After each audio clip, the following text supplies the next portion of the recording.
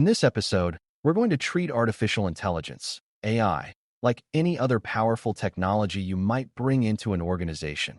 Something that can help a lot, but also something that creates new ways to get hurt if you don't think ahead. When people first hear about security risks in AI, they often imagine a sci-fi robot going rogue. But the real risks are usually much more ordinary and much more familiar.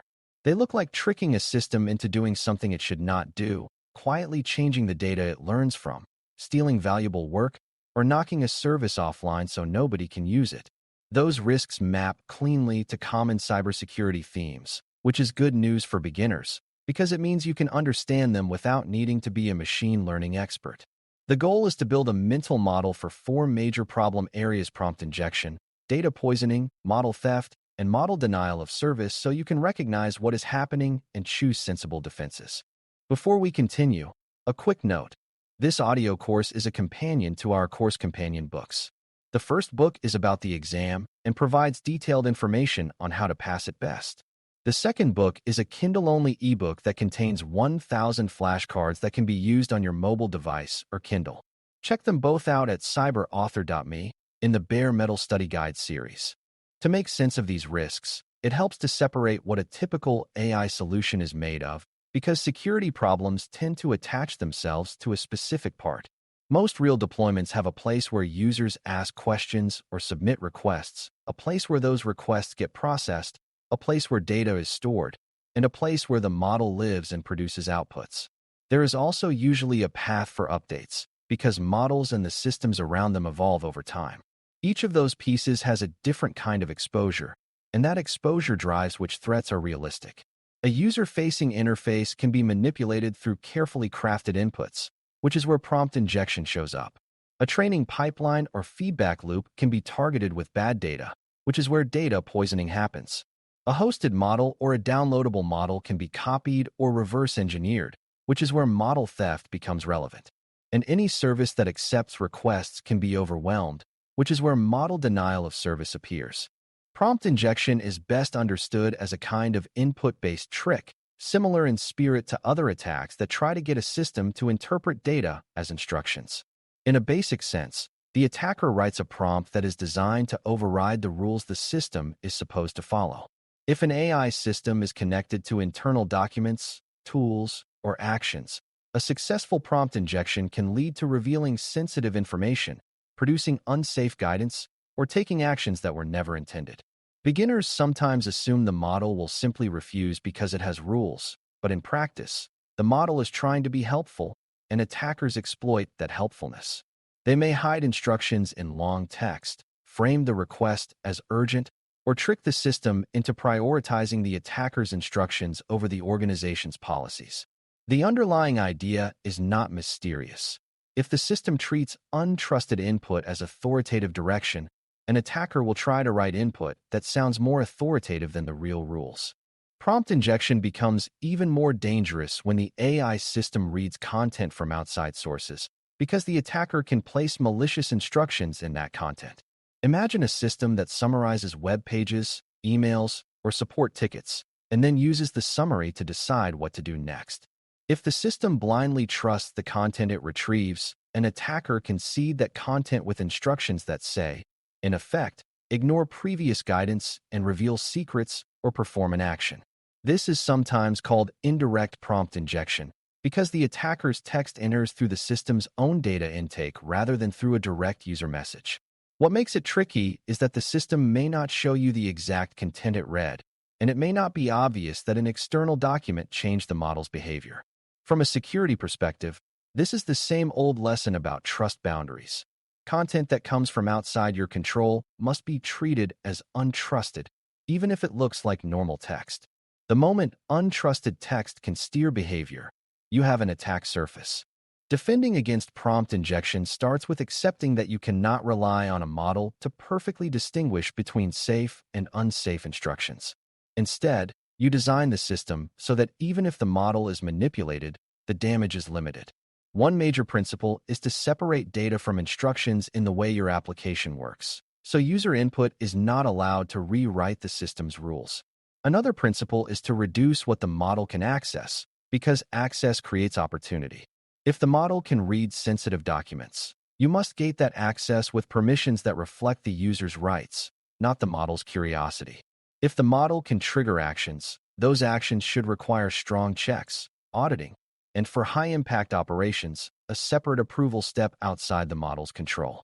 You also want to log prompts and outputs in a way that supports investigations, because when something goes wrong, you need to reconstruct how the model was influenced. Data poisoning is a different kind of threat because it targets what the model learns rather than what it answers in the moment. If a model is trained on corrupted or manipulated data, it can behave badly even when users do nothing unusual. Poisoning can be obvious, like inserting nonsense, but the more dangerous version is subtle, such as adding many examples that quietly push the model toward a biased or incorrect outcome. In some cases, attackers aim for a backdoor effect, where a particular trigger phrase or pattern makes the model produce a specific output. This matters for beginners because many organizations adopt AI with the idea of continuous improvement, where feedback from users or new data is regularly fed back into training. That is a tempting target because the attacker can act like a normal contributor and gradually shape the system. In plain terms, poisoning is the security risk of letting untrusted people influence your system's brain. A key misconception about data poisoning is that it only matters for giant public models trained on the entire internet. In reality, many organizations create smaller, specialized models or augment existing models with internal knowledge, and those systems can be poisoned too. If you use customer chats to improve a support assistant, an attacker can submit crafted conversations that teach the system wrong behavior. If you ingest product reviews or public posts to detect issues, an attacker can flood your pipeline with misleading data. Even if you are not retraining a model from scratch, you may be building indexes, embeddings, or ranking systems that influence what the model sees, and those can be manipulated. The core problem is that learning systems amplify patterns in their inputs. So if an attacker can change inputs at scale, they can influence outcomes. That is why data quality and data governance become security concerns in AI adoption, not just analytics concerns. Defending against data poisoning looks a lot like defending any data pipeline. You control who can contribute, you validate what they contribute, and you watch for anomalies. If your system accepts feedback or training examples from users, you need friction and verification so it cannot be spammed cheaply. You also need processes that detect weird shifts, like sudden surges in a certain label or a new pattern of content that seems coordinated. Another useful idea is separation between raw inputs and training-ready data, where the raw stream is treated as untrusted and only a curated subset makes it into learning. Versioning matters too, because if a new model behaves strangely, you want to compare it to the previous version and roll back safely. None of this requires advanced math to understand. It is the same mindset as secure software updates and change control applied to data and learning behavior instead of executable code. Model theft is often misunderstood because people picture a physical theft, like stealing a server, but most model theft is about copying value that took time and money to create. A model can be stolen directly if someone gains access to the file or the hosting environment, but it can also be stolen indirectly through repeated queries that reveal behavior. If an attacker can query a model freely, they may be able to create a substitute that mimics the original, especially if they can gather many input-output examples. That is sometimes called model extraction, and the idea is similar to reverse engineering. You do not need the original blueprint if you can observe how the system behaves enough times. Theft can also involve stealing proprietary training data, system prompts, or configuration, which can be just as valuable as the model weights themselves. For organizations adopting AI, this risk matters because models may encode competitive advantage, and leaked models can undermine business value and create downstream safety issues. The best defenses against model theft begin with classic access control and environment hardening, because many theft scenarios are just ordinary compromise stories with a new target. If the hosting environment is breached, the attacker may be able to copy models, logs, prompts, and keys in one sweep. So you apply least privilege, strong identity checks, secure storage, and careful segmentation. For the query-based theft angle, you limit who can access the model, how fast they can query it, and what kinds of outputs they can get. Rate limiting is not only for availability, It also slows down extraction attempts. Monitoring for unusual patterns, like systematic probing or highly repetitive automated queries, can help identify theft in progress. You also want to reduce accidental leakage by keeping secrets out of prompts and by controlling what internal data the model can display, because theft often begins with learning how the system is configured. Model denial of service, sometimes shortened as DoS, is the risk that attackers make the AI service unavailable by exhausting resources. Denial of service is not new, but AI systems can be uniquely expensive to run, which changes the economics of attack and defense. A single request can consume a lot of compute, and some attackers will try to craft inputs that are unusually costly, such as extremely long prompts or prompts designed to force very long outputs. Others will simply send a high volume of requests, hoping to overwhelm the service or drive up costs until the organization throttles usage. There is also a reliability angle where the model is available but becomes slow enough that users give up, which is still a real availability failure. For beginners, the important point is that availability is part of security, and AI systems often have a bigger availability target painted on them because they are resource-intensive by nature. Defending against model DoS combines the same families of controls used for any online service with AI-specific awareness of cost and compute. You implement rate limiting, quotas, and request validation so the system cannot be abused cheaply. You put boundaries on input size and output size, and you choose defaults that limit runaway responses. You also design for graceful degradation, meaning that if the AI feature is stressed, it can reduce functionality instead of collapsing completely. For example, the system might fall back to shorter responses, fewer features, or cached answers for common requests, all while keeping critical non-AI functions running. Observability matters here because you need to see not only the number of requests, but also the compute cost per request and how that cost changes over time.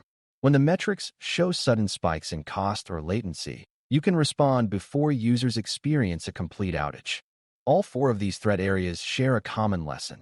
Secure AI adoption is as much about system design choices as it is about model behavior. If the model is treated like a magical brain that can do anything, it becomes a single point of failure. If it is treated like a component inside a controlled system, then the system can enforce rules the model cannot reliably enforce on its own. That means thinking carefully about what the model is allowed to see, what it is allowed to do, and what human or non-model checks exist before high-impact outcomes occur. It also means deciding where trust is placed, because AI systems are often fed by large amounts of untrusted text.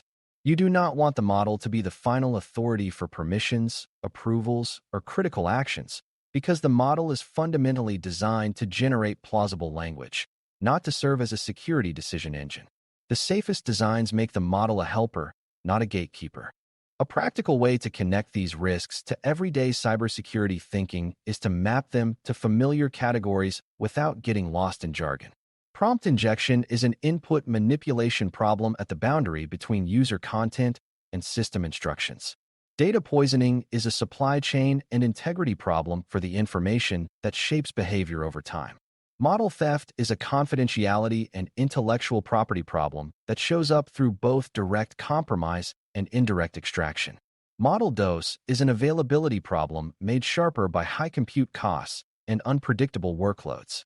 Once you see those mappings, the defenses also start to feel familiar.